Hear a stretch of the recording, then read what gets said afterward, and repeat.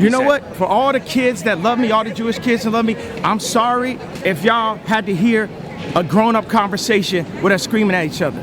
But we got to a point where something needed to happen. Kanye West is blaming it on the booze, saying he was under the influence when he fired off those anti-Semitic statements in 22 that got him seriously canceled. The rapper dropped this bombshell on Candace Owens' podcast, which was filmed in 2022 but just released Wednesday, saying in his words, I definitely was drinking when I put up the DEFCON tweet. I had, I want to say alcohol I had inside me, but I don't know, Hennessy. He acknowledged Hennessy turns people gray and brought out his demons real quick, which he says is what happened in this case. Hennessy, it turns us gray. And literally the demons just come in.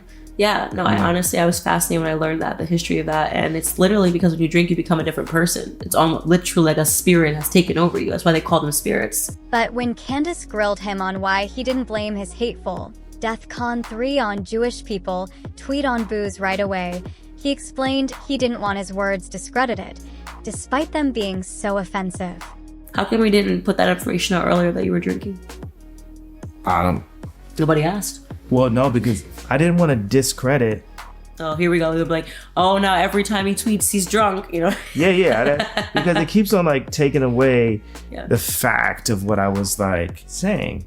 That was the same stance he took earlier this year when he insisted to TMZ some of his comments were right on the money, but he did drop a classic non-apology apology for his hate speech. You know what? For all the kids that love me, all the Jewish kids that love me, I'm sorry if y'all had to hear a grown-up conversation with us screaming at each other. But we got to a point where something needed to happen. But back to Ye's love affair with booze. This ain't his first time blaming bad behavior on the bottle.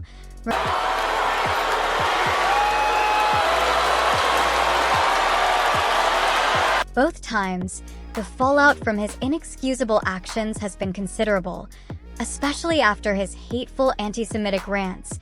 He went as far as praising Hitler, and he was later spotted wearing a White Lives Matter shirt. Me and Ye premiering shirts at his fashion show, which read White Lives Matter. Definitively a moment I will never forget. We broke the internet, there's no other way to say it, and people just couldn't believe how could a Black person say, White Lives Matter? We could only say Black Lives Matter.